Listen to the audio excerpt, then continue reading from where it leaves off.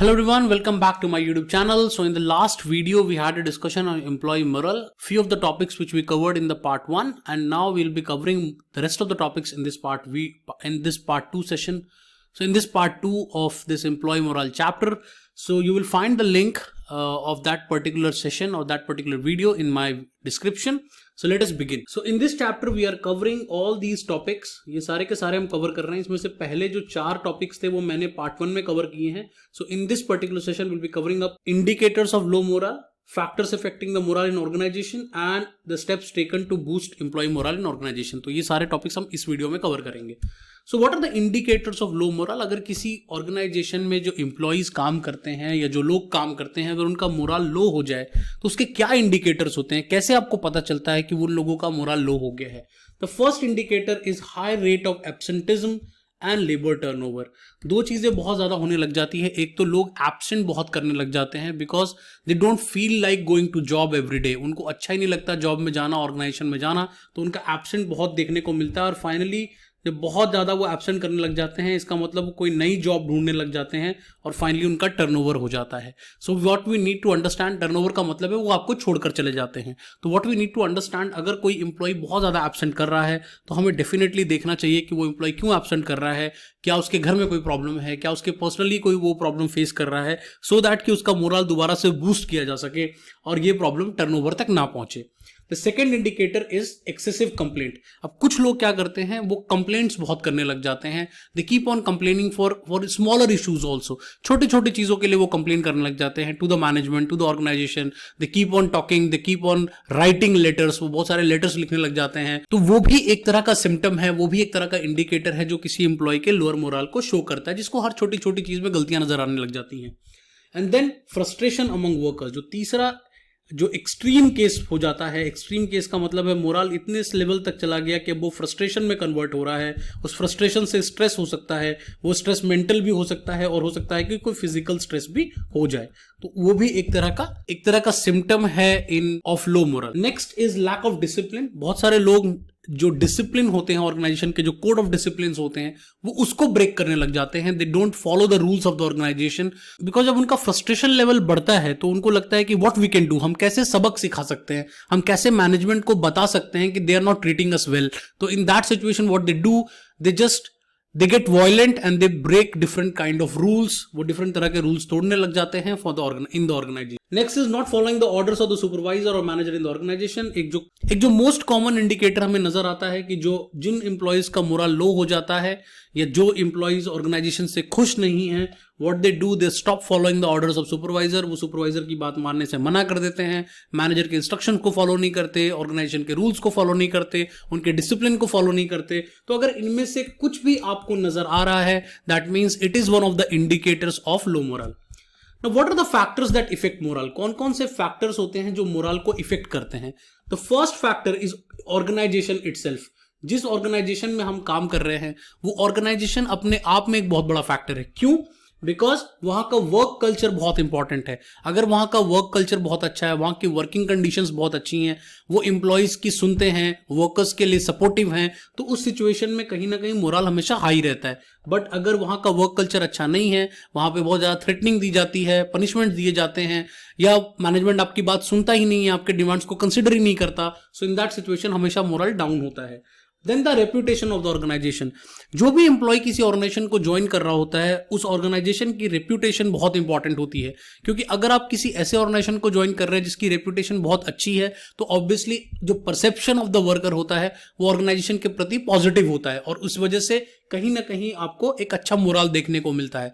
And इसके opposite case में अगर आपका रेपुटेशन लो है या पुअर है तो ऑब्वियसली एम्प्लॉय का डे 1 पे ही मोरल डाउन हो जाता है. And then facilities to the worker. Obviously जो वर्कर्स को आप फैसिलिटी प्रोवाइड कर रहे हैं in terms of in their working hours, in terms of their salary, in terms of their bonus, in terms of their different kind of equipments, training, career development, तो इस तरह की जो भी चीजें आप दे रहे हैं उससे कहीं ना कहीं उनका मोरल बूस्टअप होता है. तो ऑर्गेनाइजेशन अपने आप में ही एक फैक्टर है जो आपके मोरल को बहुत इफेक्ट करता है.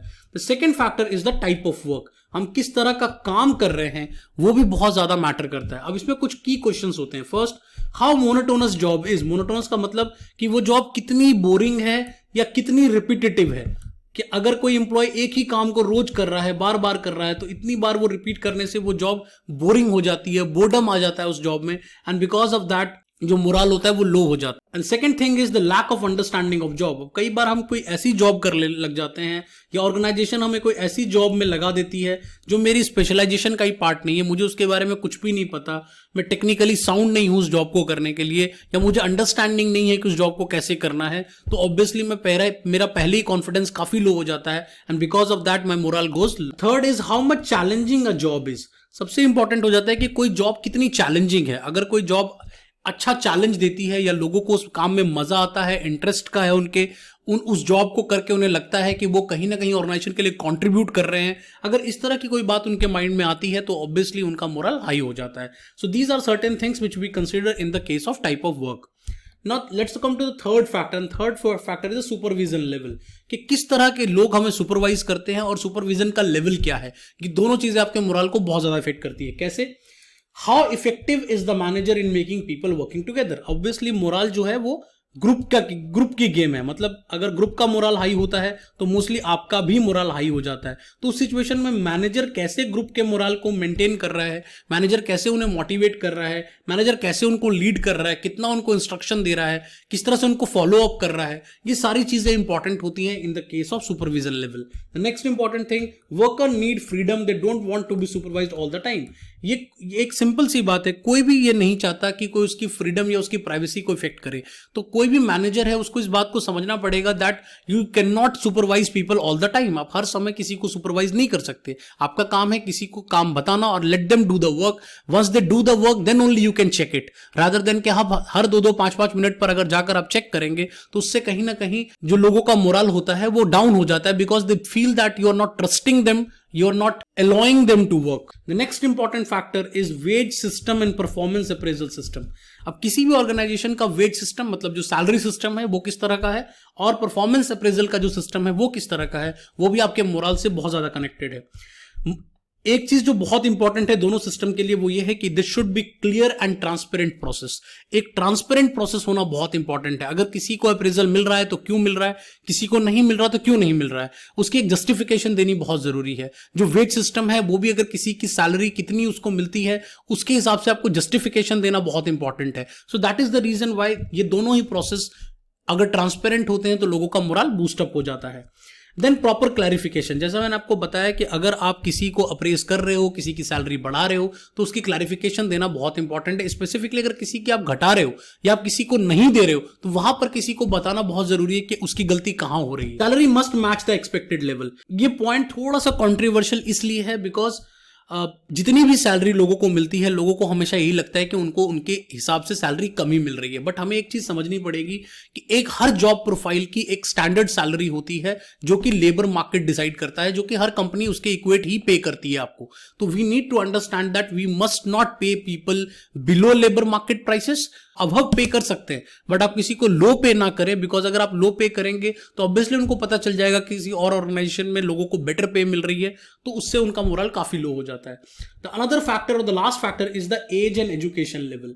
अब एज एंड एजुकेशन लेवल का भी काफी इंफ्लुएंस है और काफी सारे रिसर्च स्टडीज ने इस बात को प्रूव किया है कि एज और एजुकेशन का इफेक्ट पड़ता है मोरल पे। अब कैसे पड़ता है, तो रिसर्च फाइंडिंग्स ये बताती है कि जो इंप्लॉय हाई एज्ड है उसका मोरल हाई होता है, वेराज जो यंग एज का इंप्लॉय होता है उसका मोरल लो होता है। ये इसलिए भी होता है क्योंकि जो यंग एज का इंप्लॉय होता है वो उसकी एक्सपेक्टेशंस बहुत हाई होती हैं। ऑन द अदर साइड जो ओल्ड एज्ड इंप्लॉय है उसने सब कुछ देख लिया है, वो समझ लिया है उसने कि ऑर्गेनाइजेशन कैसे काम करती है। He has accepted the things and that is why his moral is high. On the other side when we talk about education, education का इनवर्स रिलेशनशिप है, मतलब उल्टा रिलेशनशिप है। उल्टा का मतलब यहां पे क्या है, higher the education level low is the moral. जितना जिसका एजुकेशन लेवल हाई है वो उतनी ज्यादा सैलरी एक्सपेक्ट करता है, उतना बेटर वर्किंग कंडीशन एक्सपेक्ट करता है, तो कई बार आप उसको पूरा नहीं कर पाते और उसी वजह से उसका मोरल लो हो जाता है। Next thing is how what steps we can take to boost employ moral. अब क्या स्टेप्स आप ले सकते हैं जिससे मोरल बूस्ट किया जा सकता है। The first step you can take is fair wage and salary system. जैसा मैंने आपको जस्ट बताया था कि अगर आप ट्रांसपेरेंट प्रोसेस रखेंगे, अगर आप आप एक फेयर वेज सिस्टम, मतलब जो लेबर मार्केट के हिसाब से आप पे करेंगे, तो वहां पर एक फेयर वेज सिस्टम हो जाएगा और उससे काफी हद तक मोरल बूस्ट हो जाता है। बिकॉज मोरल का सैलरी से बहुत क्लोज लिंक है, because people expect a good salary for their tough job. वो जो भी काम कर रहे हैं उस हिसाब से वो एक्सपेक्ट करते हैं कि कंपनी उनको उस हिसाब से पे करे। तो अगर आप नहीं करेंगे तो ऑब्वियसली उनका मोरल बहुत लो हो जाएगा। Second is two way communication. Two way communication मतलब जिस तरह टॉप से डाउन कम्युनिकेशन आती है, मतलब टॉप मैनेजमेंट ऑर्डर करती है और वर्कर उसको एग्जीक्यूट करता है, उसी तरह से बॉटम टू अप भी होना चाहिए। बॉटम टू अप मतलब जो वर्कर अपना फीडबैक देता है, जो वर्कर कोई भी काम कर रहा है, वो अपनी मैनेजमेंट को जब बताता है किसी प्रॉब्लम के रिलेटेड, तो आपको उनकी बातों को सुनना चाहिए और उसको इंप्लीमेंट करने की कोशिश करनी चाहिए। उससे मैनेजर वर्कर का रिलेशनशिप भी अच्छा हो जाता है। मोर इंपॉर्टेंटली जो वर्कर होते हैं उनको लगता है कि they are very crucial to the organisation. उनको लगता है कि वो काफी इंपॉर्टेंट है, इस वजह से उनका मोरल काफी हाई हो जाता है। The third step is proper training facilities. जैसा मैंने आपको बताया था कि कई बार हम इस तरह के जॉब लोगों को दे देते हैं, सबको सबके पसंद का काम मिल जाए, ये इंपॉर्टेंट है, ये इतना आसान नहीं है। And in that situation what you can do, you can provide training. आप लोगों को ट्रेनिंग दे सकते हैं, लोगों को उनके job related training, behaviour related training, culture related training. अगर आप ये सारी चीजें देते हैं तो उससे ऑटोमेटिकली एम्प्लॉय का मोरल बूस्टअप हो जाता है। Next we have is organising various social activities. सिर्फ काम ही ऑर्गेनाइजेशन करे वो इंपॉर्टेंट नहीं है, you need to organise various social activities also. जैसे आप क्लब्स बना सकते हैं, बहुत सारी ऑर्गेनाइजेशन में फेस्टिवल्स मनाए जाते हैं, बहुत सारी ऑर्गेनाइजेशन में छोटे छोटे वर्कर्स का बर्थडे मनाया जाता है। तो जब इस तरह की छोटी छोटी एक्टिविटीज होती है, उससे कहीं ना कहीं एक बॉन्डिंग क्रिएट होती है, एक सेंस ऑफ यूनिटी क्रिएट होता है और वो उस ग्रुप के मोरल को काफी बूस्ट करता है। The fifth is favourable working condition including safety and health measures. जो सबसे इंपॉर्टेंट है कि जैसे भी मैंने आपको बताया, आप सैलरी भी अच्छा दे रहे हैं, वर्किंग एनवायरनमेंट भी अच्छा दे रहे हैं, बट आपको जो लोगों की सेफ्टी का भी ध्यान रखना पड़ेगा, आपको उनके हेल्थ का भी ध्यान रखना पड़ेगा, उसके लिए भी मेजर्स बनाने पड़ेंगे। और अगर आप ये अपनी वर्किंग कंडीशंस अच्छी रखते हैं, लोगों के वर्किंग एनवायरनमेंट का ख्याल रखते हैं, तो उससे एम्प्लॉय काफी मोरल उनका बूस्ट हो जाता है। कई बार तो आप उनको सैलरी कम देते हैं, बट अगर आप उनकी जॉब सिक्योरिटी उनको प्रोवाइड करते हैं या आप उनको सेफ्टी और हेल्थ मेजर्स प्रोवाइड करते हैं, तो वो भी एक अच्छा मोरल बूस्टर की तरह काम करते हैं। And the last but not the least is counselling. Counselling का मतलब ये है कि इतना सब कुछ करने के बाद भी हो सकता है बहुत सारे एम्प्लॉयज खुश ना हो। सो इन दैट सिचुएशन आजकल ऑर्गेनाइजेशन बहुत सारे काउंसलर्स को हायर करती है। तो जब भी कोई एम्प्लॉय कोई ग्रीवेंस को फेस करता है, कोई स्ट्रेस को फेस करता है, उसको कोई किसी तरह का फ्रस्ट्रेशन हो रहा है, तो in that situation those counsellors they help you out. वो काउंसलर्स उन एम्प्लॉयज के साथ बैठते हैं, उनसे बातें करते हैं, उनकी प्रॉब्लम्स को समझने की कोशिश करते हैं, मैनेजमेंट को बताते हैं कि उनको क्या प्रॉब्लम्स आ रही हैं और कैसे उसको ठीक किया जा सकता है। उसके लिए कई तरह की एक्सरसाइज कराया जाता है, कई तरह के योगा सेशंस कराए जाते हैं, मेडिटेशन कराया जाता है। तो ये सब काम भी काउंसलर का है। अगर आप काउंसलिंग भी अच्छी करेंगे तो उससे भी मोरल बूस्टअप हो जाता है। So this was all about employ moral. Part 1 और पार्ट 2 मिलाकर ये चैप्टर पूरा कवर हो गया है। If you really like my channel, do subscribe, like and share. I will be really happy if you share with other students so that they can also be benefited. Thanks for watching. We'll be meeting in the next video very soon.